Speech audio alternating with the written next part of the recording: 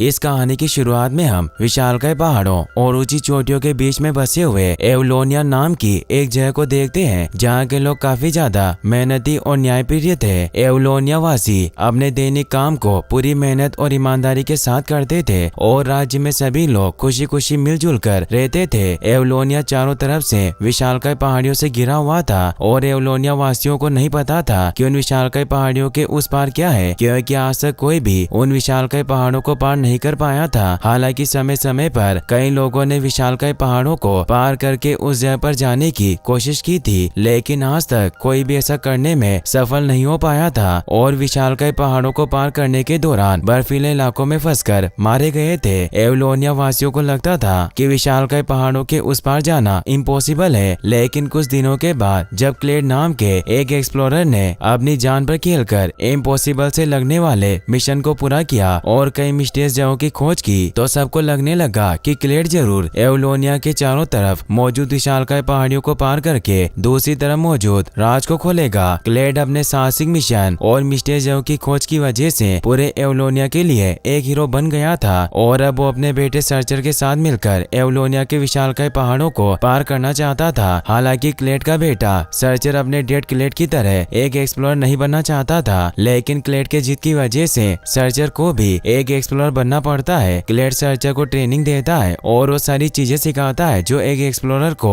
आनी चाहिए। इसके बाद हम क्लेड को अपने बेटे सर्चर और बाकी की टीम मेंबर्स के साथ देखते हैं, जो एक बर्फीली गुफा के पास खड़ा था, क्योंकि इन्हें गुफा के अंदर से होते हुए उस पार जाना था और ये रास्ता काफी ज्यादा खतरनाक था, क्योंकि गुफा के अंदर अगर थोड़ी सी भी आवाज या वाइब्रेशन हुई तो गुफा नीचे गिरने लगेगी। अब सबसे पहले क्लेड की टीम का एक मेंबर गुफा के अंदर जाकर ये देखता है कि सब कुछ ठीक है या नहीं, और फिर इसके बाद वो अपनी टीम के मेंबर्स को गुफा के अंदर आने के लिए कहता है, लेकिन उसकी आवाज की वाइब्रेशन की वजह से उसके ऊपर एक नुकीली चट्टान आकर गिरती है, जिसे देखकर क्लेड, सर्चर और उनकी टीम के सारी मेंबर्स पूरी तरह से डर जाते हैं, क्योंकि उनको लग रहा था कि उनका टीम मेंबर मारा गया। लेकिन जब वो अपने उस टीम मेंबर को जिंदा देखते हैं तो बहुत खुश होते हैं। अब क्लेड सर्चर और अपनी टीम के सारे मेंबर्स को कोई आवाज किए बिना शांति से गुफा को पार करने के लिए कहता है। क्लेड की बात मानकर सभी लोग क्लेड के साथ कोई आवाज किए बिना गुफा को पार करने की कोशिश करने लगते हैं, लेकिन इस दौरान जब सर्चर की नजर गुफा के अंदर चमकते हुए पौधों के ऊपर जाती है तो वो खुद को उनको छूने से रोक नहीं पाता, लेकिन जैसे ही सर्चर उन चमकते हुए पौधों को छूता है तो उसे बिजली का एक जोरदार झटका लगता है, क्योंकि उन पौधों के अंदर इलेक्ट्रिसिटी स्प्रेड हो रही थी। बिजली का करंट लगने की वजह से सर्चर चीखने लगता है, लेकिन जैसे वो चीखता है उसकी तेज वॉइस की वजह से गुफा गिरने लगती है। लेकिन इससे पहले कि सर्चर भी गुफा के नीचे दबकर मारा जाता, सर्चर के डेड यानी कि क्लेड अपनी जान पर खेलकर सर्चर को गुफा से बाहर निकाल देते हैं। सर्चर को गुफा के नीचे दबने से बचा लेते हैं और इस प्रकार सर्चर मरते मरते बच जाता है। इसके बाद क्लेड अपने सभी टीम मेंबर्स को सफर पर आगे बढ़ते रहने के लिए कहते हैं, क्योंकि वो किसी भी तरह एवलोनिया के विशालकाय पहाड़ियों को पार करना चाहते थे और अपनी मंजिल से कुछ ही दूरी पर थे। लेकिन यहाँ पर सर्चर अपने डेड के साथ सफर पर आगे बढ़ने से साफ साफ मना कर देता है और वो क्लेड को इलेक्ट्रिसिटी प्रोड्यूस करने वाले पौधों को दिखाता है, क्योंकि उसे लग रहा था कि अगर वो उन पौधों को अपने राज्य में ले गया तो उन पौधों में मौजूद इलेक्ट्रिसिटी के इस्तेमाल से उनकी सारी प्रॉब्लम सोल्व हो जाएगी, क्योंकि अभी तक एवलोनिया वासियों को इलेक्ट्रिसिटी के बारे में कुछ भी पता नहीं था। सर्चर की बात सुनकर उसके डेड उसे समझाते हैं कि हम कोई माली नहीं है जो इस बेकार से पौधे को लेकर एवलोनिया वापस चले जाएंगे और इसकी खेती करेंगे। हम एक्सप्लोरर हैं और एवलोनिया का भविष्य पहाड़ी के उस पार है, ना कि इस पौधे में। क्लेड यानी कि अपने डेड की बात सुनकर सर्चर उनसे कहता है कि आप सफर पर आगे बढ़ने से पहले अपने टीम से तो पूछ लीजिए कि वो क्या चाहते हैं। सर्चर की बात मानकर क्लेड जब अपने टीम मेंबर से इसके बारे में पूछता है कि वो क्या चाहते हैं तो उसे पता चलता है कि उसके टीम के सारे मेंबर्स सर्चर के साथ इलेक्ट्रिसिटी प्रोड्यूस करने वाले पौधों को लेकर एवलोनिया वापस जाना चाहते थे। यह जानकर क्लेड बहुत दुखी होता है, क्योंकि उसे अपनी टीम से ये उम्मीद नहीं थी और वो सर्चर को एवलोनिया वापस जाने का मैप देकर खुद अकेले ही ऊंची पहाड़ियों को पार करके उनके उस पार के राज को सुलझाने के लिए निकल जाता है। सर्चर अपने डेड को ऐसा करने से रोकने की पूरी कोशिश करता है, लेकिन ऐसा नहीं कर पाता। अगले सीन में हम 25 इयर्स के बाद का समय देखते हैं, जहाँ पर सर्चर अब एक किसान की तरह इलेक्ट्रिसिटी प्रोड्यूस करने वाले पौधों की खेती करता है। सर्चर ने इलेक्ट्रिसिटी प्रोड्यूस करने वाले पौधों को पांडो नाम दिया था।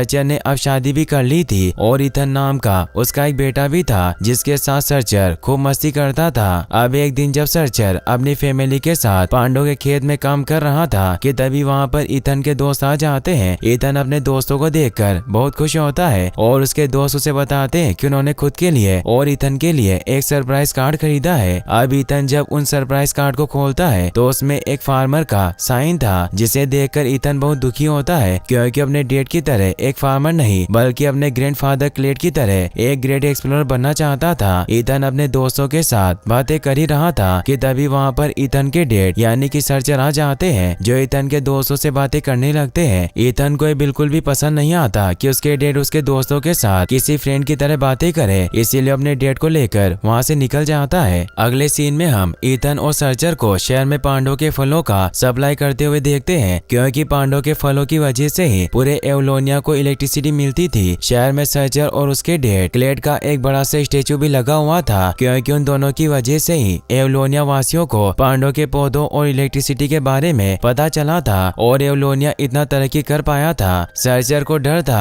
कि कहीं ईथन भी एक खोजकर्ता न बन जाए और उसके डैड की तरह उसे छोड़कर न चला जाए, इसीलिए सर्चर हर समय ईथन को अपने डैड के बारे में बुरी बातें ही बताता था ताकि ईथन कभी भी अपने ग्रैंडफादर की तरह एक एक्सप्लोरर न बने। अगले सीन में हम सर्चर को अपनी वाइफ और ईथन के साथ खाना बनाते हुए देखते हैं, जहाँ पर सर्चर इस मोमेंट को एंजॉय कर रहा था कि तभी अचानक से उसका घर हिलने लगता है और जब ये घर से बाहर आकर देखते हैं तो वहाँ पर एक विशालकाय शिप खड़ी थी, जिसमें से सर्चर के डैड क्लेड की एक एक्सप्लोरर टीम की एक मेंबर केलिस्ट बाहर निकलती है, जो सर्चर और उसकी फैमिली से मिलकर बहुत खुश होती है। केलिस्ट सर्चर को पांडों के कुछ फूल दिखाती है जो पूरी तरह से बेकार हो गए थे और केलिस्ट सर्चर को बताती है कि पश्चिम में यह रोग बड़ी तेजी से पांडों के फलों में फैल रहा है, जो पांडों के पौधों को पूरी तरह से बर्बाद कर दे रहा है और अगर हमने जल्द कुछ नहीं किया तो तुम्हारा फार्म भी इस रोग के चपेट में होगा और पूरा एवलोनिया एक बार फिर से अंधेरे में डूब जाएगा। दरअसल केलिस्ट सर्चर को अपने साथ उस रोग के बारे में पता लगाने के लिए ले जाना चाहती थी। पहले तो सर्चर केलिस्ट के साथ जाने से साफ साफ मना कर देता है, लेकिन जब उसे पता चलता है कि जल्दी उसका फार्म भी उस खतरनाक रोग की चपेट में होगा तो केलिस्ट के साथ जाने के लिए राजी हो जाता है। अपने डैड की बातें सुनकर ईथन बहुत खुश होता है, क्योंकि वो भी उनके साथ इस मिशन पर जाना चाहता था और अपने ग्रैंडफादर की तरह एक एक्सप्लोरर बनने के सपने को पूरा करना चाहता था। लेकिन सर्चर ईथन को इस मिशन में साथ नहीं ले जाना चाहता था, क्योंकि यह मिशन काफी ज्यादा खतरनाक था और सर्चर नहीं चाहता कि ईथन किसी मुसीबत में पड़े। ईथन ये जानकर बहुत गुस्सा होता है और अपने कमरे में चला जाता है। इसके बाद सर्चर अपने ट्रेकिंग का सामान लेकर केलिस्ट के साथ मिशन के लिए निकल पड़ता है और जल्दी ये लोग उस जगह पर पहुंच जाते हैं जहां पर सबसे पहले पांडों के पौधों में फैलने वाला रोग मिला था। केलिस्ट टीम के सारे मेंबर्स को बताती है कि कुछ दिनों पहले ही हमें इस रोग के बारे में पता चला था और हमें लग रहा था कि ये रोग जमीन के अंदर मौजूद कोई जीव है जो पांडों के पौधों से इलेक्ट्रिसिटी एब्जॉर्ब कर रहा है। इसीलिए उस जीव को रोकने के लिए कैप्टन पुलक ने अपनी टीम के साथ यहाँ खुदाई करना स्टार्ट किया ताकि सच्चाई को सामने लाया जा सके। लेकिन अचानक से यह जगह धंस गई और कैप्टन पुलक अपनी टीम के साथ कहीं गायब हो गए। इसके बाद केलिस्ट सर्चर को अपनी टीम और विशालकाय शिप की मदद से उस गड्ढे के अंदर जाने लगती है जो कैप्टन पुलक के खुदाई करने के दौरान बनी थी। विशालकाय गड्ढे के अंदर जाने पर इन्हें पता चलता है कि पांडों के पेड़ों की जड़ें काफी नीचे तक गई थी और उनमें से लगातार इलेक्ट्रिसिटी ऊपर जा रही थी। सर्चर ये सब देखकर पूरी तरह से हैरान था कि तभी वहाँ पर सर्चर की वाइफ मेरी आ जाती है, जो सर्चर को बताती है कि ईथन भी चुपके से शिप में छुप कर आ गया है। सर्चर जब ईथन को अपने डॉग के साथ शिप में देखता है तो उस पर बहुत गुस्सा होता है, लेकिन तभी वहाँ पर अजीब से दिखने वाले बर्ड्स आ जाते हैं जो इनके ऊपर हमला करना स्टार्ट कर देते हैं। वो मिस्टीरियस बर्ड्स शिप के पायलट को मार देते हैं और शिप आउट ऑफ कंट्रोल होकर नीचे गिरने लगती है। लेकिन इससे पहले कि शिप की दीवार से टकराती, मेरी किसी तरह बहुत मुश्किल से शिप के अंदर आकर शिप को कंट्रोल करने लगती है और मिस्टीरियस बर्ड से बचते हुए आगे बढ़ती है। अब इनके सामने ऑरेंज कलर की एक अजीब सी दीवार आ जाती है जो बिल्कुल भी सख्त नहीं थी और ये लोग शिप के साथ दीवार के उस पार निकल जाते हैं। लेकिन इस दौरान सर्चर अपने डॉग के साथ शिप से नीचे गिर जाता है और बाकी के लोग शिप के साथ आगे निकल जाते हैं। सर्चर इस जगह को देखकर पूरी तरह से हैरान था, क्योंकि यह जगह बाहरी दुनिया से बिल्कुल अलग थी। वहीं दूसरी तरफ मेरी भी किसी तरह शिप को रोकने में कामयाब हो जाती है। लेकिन अब ये लोग सर्चर से काफी दूर आ गए थे। ईथन केस्टिन और अपनी मॉम से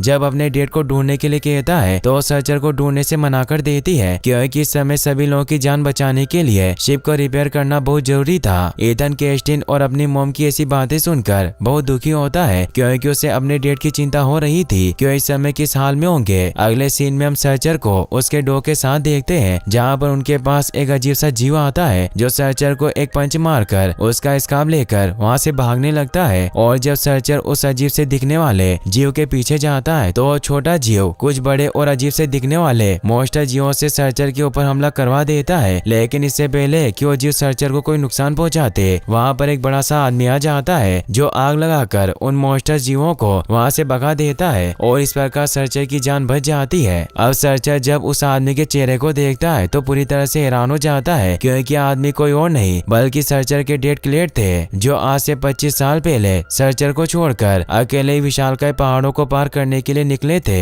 सर्चर अपने डेड से मिलकर बहुत खुश था। अगले सीन में हम ईथन को देखते हैं जो अपने डेड यानी सर्चर को ढूंढने के लिए एक छोटी शिप लेकर वहाँ से निकल जाता है और मिस्टीरियस जंगलों के बीच में से होते हुए आगे बढ़ता है। अपने डेड को ढूंढने के दौरान जब ईथन एक जगह पर रुककर थोड़ा आराम करने की कोशिश करता है तो अचानक से वो जगह हिलने लगती है क्योंकि ईथन इस समय एक अजीब से उड़ने वाले जीव के ऊपर था। अब ईथन नीचे खाई में गिर जाता है और उसकी शिप को अजीब सा दिखने वाला जीव अपने साथ ले जाता है। कुछ दूर आगे बढ़ने पर ईथन को गुफा में वही छोटा और शरारती जीव मिलता है जिसने सर्चर का स्कार्फ चुराया था। ईथन जब उस जीव के पास अपने डेड के स्कार्फ को देखता है तो उसे तुरंत पहचान लेता है और उस जीव को उस जगह पर ले जाने के लिए बोलता है जहाँ पर उसे स्कार्फ मिला था। इसके बाद हम क्लेड को देखते हैं जो सर्चर को अपने जर्नी के बारे में बता रहे थे कि किस प्रकार सफर के दौरान जमीन धंसने की वजह से वो इस जगह पर आ गए और आग उगलने वाली नदी के साथ ही और भी बहुत से खतरनाक जीवों का सामना करके खुद को बचाया। अब क्लेड को जब पता चलता है कि उनके 25 सालों तक घर न वापस आने के दौरान उनकी वाइफ ने किसी और के साथ शादी कर ली तो गुस्से में आ जाते हैं। इसके बाद हम ईथन को देखते हैं जो उस जगह पर खूब एंजॉय कर रहा था। रास्ते में जब क्लेड को ईथन का कार्ड मिलता है तो उन्हें शक होने लगता है कि जरूर यहाँ पर कोई और भी है। लेकिन जब सर्चर क्लेड को अपने बेटे ईथन के बारे में बताता है तो क्लेड बहुत खुश होते हैं क्योंकि अब वो ग्रैंडफादर बन गए थे।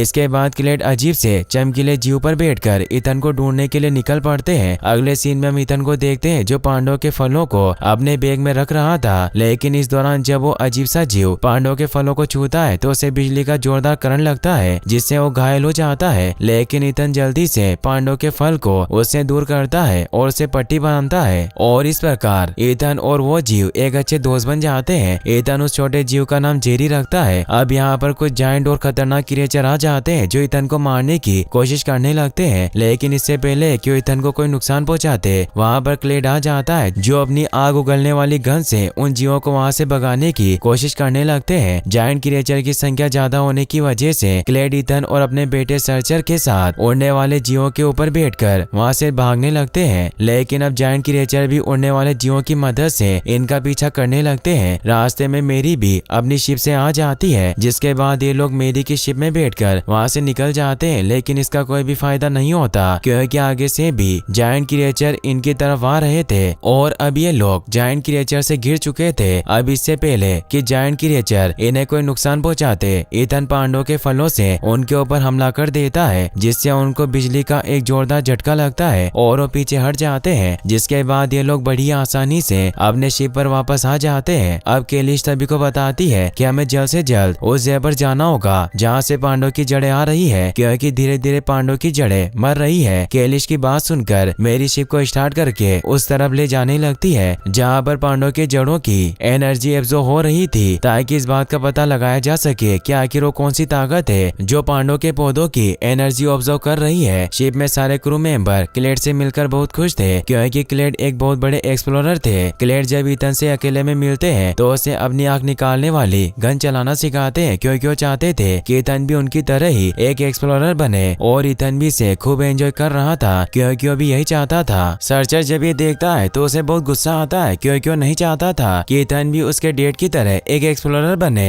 बल्कि वो चाहता था कि ईथन उसकी तरह एक किसान बने और पूरी लाइफ उसके साथ रहे। इस बात को लेकर सर्चर और क्लेड के बीच में आर्गुमेंट्स होना शुरू हो जाता है और ईथन किसी तरह उन दोनों को शांत कराता है और कार्ड खेलने के लिए बोलता है। कार्ड खेलने के दौरान भी सर्चर और ईथन आपस में इस बात पर बहस कर रहे थे कि एक किसान बढ़िया है या फिर एक एक्सप्लोरर। ईथन ये सब सुनकर गुस्से में वहाँ से चला जाता है। अब ये लोग एक एसिड की नदी के पास पहुंच जाते हैं जिसके उस पार जाना लगभग इम्पॉसिबल होता है, क्योंकि अगर एसिड इनकी शिप के ऊपर आ गया तो इनकी शिप डिस्ट्रॉय हो जाएगी और सभी लोग मारे जाएंगे। लेकिन यहाँ पर जेरी एसिड में पाए जाने वाले जानवरों से बात करके उन्हें शिप को उस पार ले जाने के लिए राजी कर लेता है, जिसके बाद वो अजीब से दिखने वाले जानवर इनकी शिप को उड़ाकर नदी के उस पार ले आते हैं, जिससे सभी बहुत खुश होते हैं। लेकिन अगले ही पल वहाँ पर जायंट क्रिएचर आ जाते हैं जो इनके ऊपर हमला करने लगते हैं, जिसके बाद क्लेड अपनी आग उगलने वाली गन की मदद से उन जायंट क्रिएचर को मारने की कोशिश करने लगते हैं। लेकिन इसका कोई भी फायदा नहीं होता क्योंकि जायंट क्रिएचर की संख्या काफी ज्यादा थी। लेकिन अब यहाँ पर सर्चर भी पांडव के ढेर सारे फल लेकर वहाँ पर आ जाता है, जिसके बाद सभी उन फलों से जायंट क्रिएचर के ऊपर हमला करने लगते हैं, जिससे उन्हें बिजली का जोरदार करंट लगता है और वहाँ से भागने लगते हैं। यहाँ पर क्लेड सर्चर को पांडव के फ्लो को थ्रो करना सिखाते हैं, जिससे क्लेड और सर्चर के बीच की दूरियां खत्म हो जाती है। और जायंट क्रिएचर के वहाँ से जाने के बाद क्लेड और सर्चर साथ में कोल्ड ड्रिंक्स पीते हैं और क्लेड सर्चर को बताते हैं कि किस प्रकार उन्होंने अपनी लाइफ के 25 साल अपनी फैमिली से दूर रहकर बिताए और अपनी लाइफ में ऊंचे पहाड़ों को पार करने के अलावा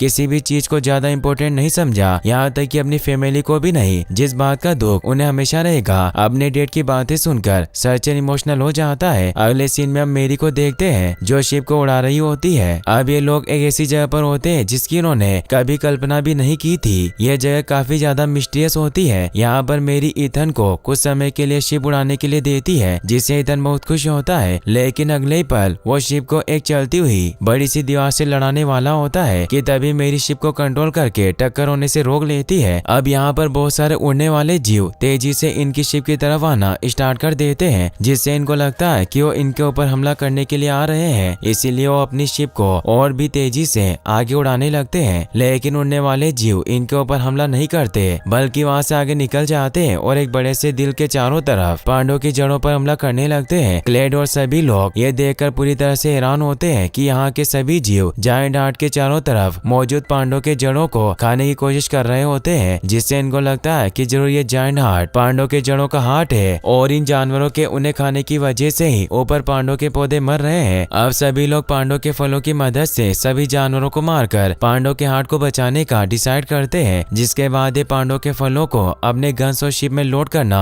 स्टार्ट कर देते हैं। अब ईथन जब पांडव के फलों को गन्स में लोड करने के लिए ले जा रहा होता है तो जेरी उसे ऐसा करने से मना करता है और उसे कुछ बताने की कोशिश करता है, लेकिन ईथन को जेरी की कोई भी बात समझ नहीं आती है। कुछ देर बाद सर्चर ईथन के पास आता है और उसे पांडव के जड़ों को खा रहे क्रिएचर को मारने के लिए कहता है, लेकिन ईथन ऐसा करने से साफ साफ मना कर देता है क्योंकि वो किसी भी जानवर का जान नहीं लेना चाहता था। ईथन की बात सुनकर सर्चर उसे समझाता है कि हम किसान हैं और तुम इसे जानवरों को मारना न समझकर खेत में कीड़ों को मारना समझो और कीटों को मारने में कोई बुराई नहीं है। अपने डेट की बातें सुनकर ईथन उन्हें बताता है कि मैं आपकी तरह एक किसान नहीं बल्कि एक एक्सप्लोरर बनना चाहता हूँ। अब यहाँ पर क्लेड भी आ जाते हैं और सर्चर को लगता है कि क्लेड ने ही ईथन को अपनी तरह एक एक्सप्लोरर बनने के लिए ब्रेन वॉश किया है, जिस बात पर क्लेड और सर्चर के बीच में आर्गुमेंट्स होना शुरू हो जाता है। लेकिन ईथन को यह बात बिल्कुल भी पसंद नहीं आती और उड़ते हुए जीवों पर कूदकर वहाँ से जाने लगता है। ईथन को जाता देखकर सर्चर अपनी छोटी शिप से ईथन को रोकने की कोशिश करता है, लेकिन इस दौरान वो दोनों जमीन के अंदर से बाहर पहाड़ी की दूसरी तरफ आ जाते हैं, जहाँ पर चारों तरफ से पानी पानी होता है। यहाँ पर ये देखते हैं कि पहाड़ी के बीच में एक बड़ी सी आग होती है, यानी कि ये जिसे पहाड़ी समझ रहे थे वो कोई पहाड़ी नहीं बल्कि एक विशालकाय जानवर है। और अब तक ये लोग उसी विशालकाय जानवर के अंदर थे और जिस नदी को एसिड की नदी समझ रहे थे वो इसी जानवर का पेड़ था और सभी अजीबोगरीब क्रिएचर इसी जानवर के प्रतिरक्षा तंत्र के हिस्सा थे।